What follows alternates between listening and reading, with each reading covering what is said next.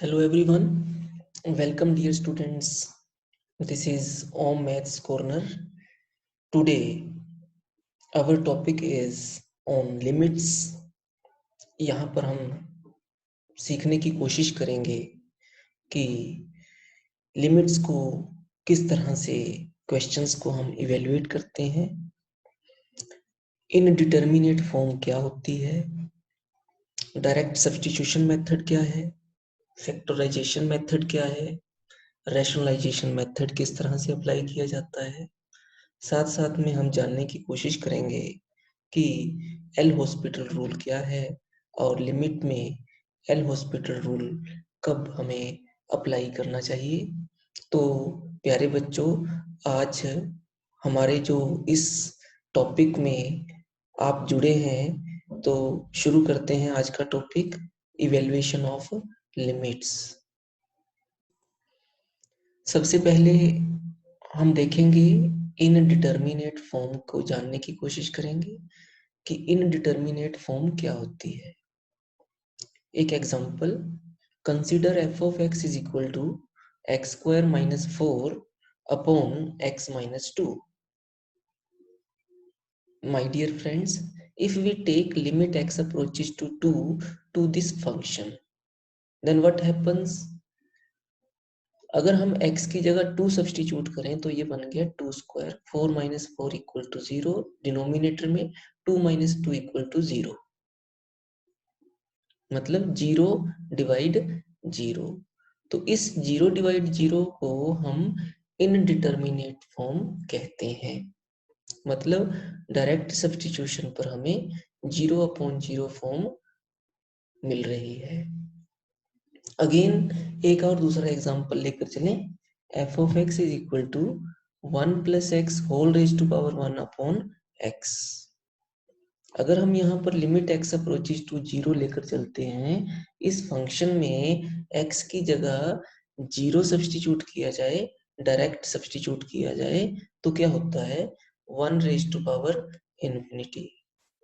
तो प्यारे दोस्तों, if on putting x is equal to a in f of x, any one form is obtained out of these forms, 0 upon 0, infinity upon infinity, 0 into infinity, etc. These forms are called indeterminate forms. अगर किसी question को solve करते समय आपको ये direct substitution के बाद ऐसी कोई भी फॉर्म मिलती है, तो इसका मतलब आपने डायरेक्ट सब्स्टिट्यूशन नहीं अप्लाई करना है। ये मेथड यहाँ पर काम नहीं करेगा, ठीक है dear students. So first of all, let us see what is direct substitution method. तो ये बहुत सबसे ज़्यादा easy method यही है। Limit x approaches to 1 x square plus x plus 5. सीधा x की जगह ये x approaches to 1 जो लिखा है, जो भी ये वैल्यू लिखी है वो x में सब्स्टिट्यूट करनी है। 1 स्क्वायर प्लस 1 प्लस 5, सीधा आंसर आ गया 7। This is called direct substitution method. हम एक दूसरा एग्जांपल लेकर समझने की कोशिश करें। Evaluate limit x approaches to 0 cos square x plus cos x divided by sin square x plus sin x plus 1। तो यहाँ पर हम x की जगह 0 डायरेक्ट सब्स्टिट्यूट करते हैं तो हमें ये मिलता है, मतलब न्यूमरेटर में 2, डिनोमिनेटर में कैलकुलेशन के बाद मिला 1, आंसर कितना हो गया 2। तो अगर हम डायरेक्ट जो भी लिमिट दी हुई है इसको डायरेक्ट सब्स्टिट्यूट करते हैं, then this method of evaluation of limits is called direct substitution method. दूसरा मेथड फैक्टराइजेशन मेथड। हम पहले ये देखते हैं कि ये फैक्टराइजेशन मेथड क्यों अप्लाई करें, सब्स्टिट्यूशन मेथड क्यों नहीं। Suppose this is the example, limit x approaches to 3x power 3 minus 7x square plus 15x minus 9 divided by x raise to power 4 minus 5x power 3 plus 27x minus 27। Direct substitute करके देखते हैं हम, x equal to 3 put करके देखें तो ये हमें 0 divide 0 form बन गई। तो ये क्या होती है फॉर्म, इस फॉर्म को हम नहीं जानते। नहीं जानते का मतलब इनडिटर्मिनेट फॉर्म है ये। कौन सी फॉर्म है ये? Indeterminate form. जैसे ही हमें इनडिटर्मिनेट फॉर्म मिलती है तो हम डायरेक्ट सब्स्टिट्यूशन मेथड को अप्लाई नहीं करते हैं, ये मेथड यहाँ पर फेल हो जाता है। तो दूसरा मेथड है फैक्टराइजेशन मेथड। ये पॉलिनोमियल है, न्यूमरेटर में, डिनोमिनेटर में भी एक पॉलिनोमियल है। तो अगर इस पॉलिनोमियल के आप फैक्टर्स बना सकते हैं, जिस तरह से यहाँ पर इसको तोड़कर फैक्टर्स में कन्वर्ट किया गया, लीनियर फैक्टर्स। नीचे यहाँ डिनोमिनेटर में एक फैक्टर ऐसा है जिसके लीनियर फैक्टर्स नहीं बने हैं, नो प्रॉब्लम। जितने भी लीनियर फैक्टर्स बन पाते हैं बनाइए। अब x अब -3 x -3 ये कैंसिल हो गया, डबल फैक्टर्स थे ये x -3। तो क्या बचा हमारे पास? x -1 divide x square plus x -3। अब की बार अगर हम x अब इक्वल टू 3 सब्स्टिट्यूट करते हैं तो हमें एक वैल्यू मिलती है जो कि 0/0 की फॉर्म से अलग है। इसका मतलब हमें लिमिट मिल चुकी है, हम क्वेश्चन को सॉल्व कर चुके हैं। तो dear friends, this is the factorization method. अब लिमिट्स को इवेल्युएट करने के लिए हमारे पास तीसरा मेथड जिसका नाम है रैशनलाइजेशन मेथड। सबसे पहले एक सिलेक्टेड एग्जांपल मैंने यहाँ पर लिया है। हम देखते हैं कि limit h approaches to 0 1/h into 1/√x plus h minus 1/√x। LCM लिया, √x यहाँ आ गया, ये √x प्लस h यहाँ पर आ गया। अगर हम h की जगह 0 पुट करें तो √x माइनस √x h 0 बन गया। तो 0 न्यूमिनेटर में, डिनोमिनेटर में h की जगह 0 पुट किया, 0 इंटू समथिंग 0। तो 0/0 फॉर्म बन चुकी है। मतलब कहने का डायरेक्ट सब्स्टिट्यूशन मेथड यहाँ पर फेल हो रहा है, तो ये अप्लाई हम यहाँ पर नहीं करेंगे। मोर ओवर जो सेकंड मेथड था हमारा फैक्टराइजेशन मेथड, तो ये हमारे पास जो एक्सप्रेशन इस क्वेश्चन में है इसमें हम फैक्टर्स भी नहीं बना पाएंगे। This is not possible to factorize this expression.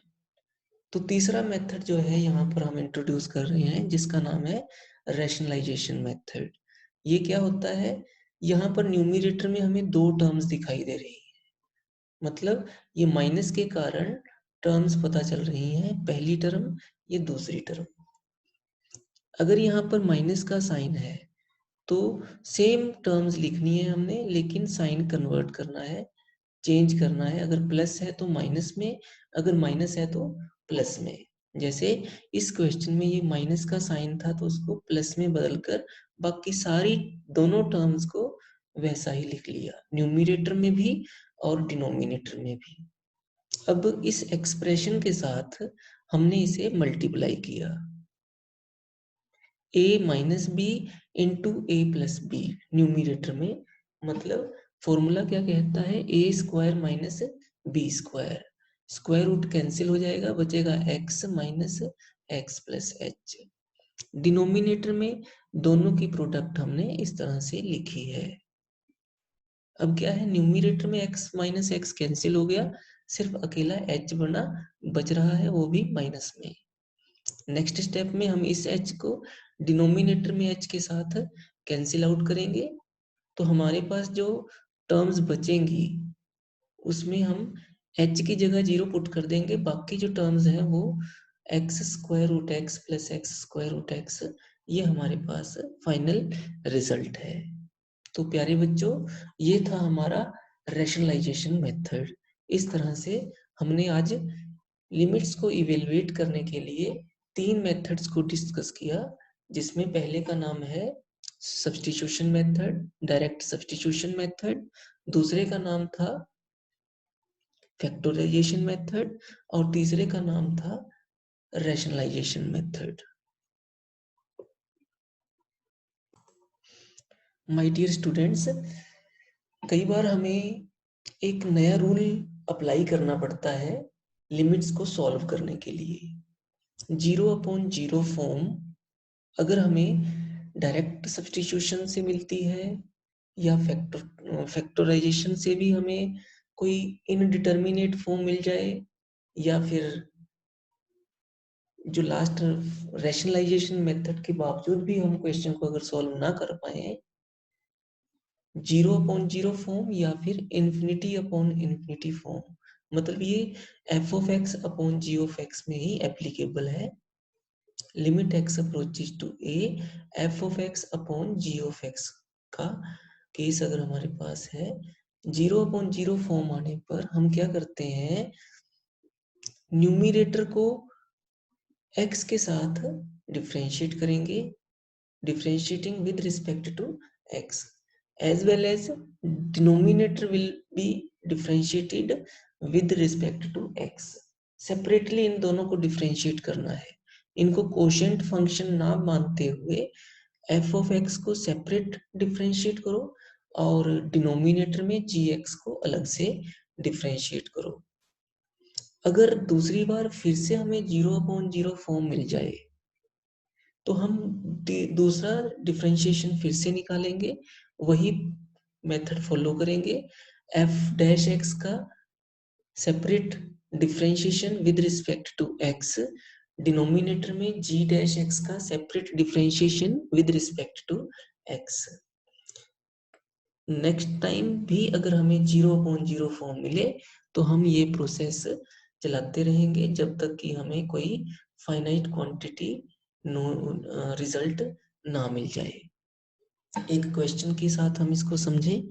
Limit x approaches to a, x⁻a minus a⁻x divide x⁻x minus a⁻a। Direct x की जगह a पुट करने पर a⁻a minus a⁻a, a⁻a minus a⁻a 0/0 form बन गई। अब क्या करें, यहाँ पर फैक्टराइजेशन मेथड हम अप्लाई नहीं कर पा रहे हैं, इसलिए डिफरेंशिएट किया हमने न्यूमरेटर को पहले तो with respect to x। x⁻n क्या होता है, n into x⁻n-1 minus a⁻x का डेरिवेटिव क्या हुआ, a⁻x into log of a। तो डिनोमिनेटर में इसी तरह से x⁻x का डेरिवेटिव ये है, a⁻a कांस्टेंट है इसलिए इसका डेरिवेटिव 0। इसको हम सॉल्व करें अगर तो हमारे पास ये बच गया। अब की बार हम डायरेक्ट x की जगह a पुट करते हैं तो हमें फाइनल में ये रिजल्ट मिलता है। That's all of the day. Thank you very much.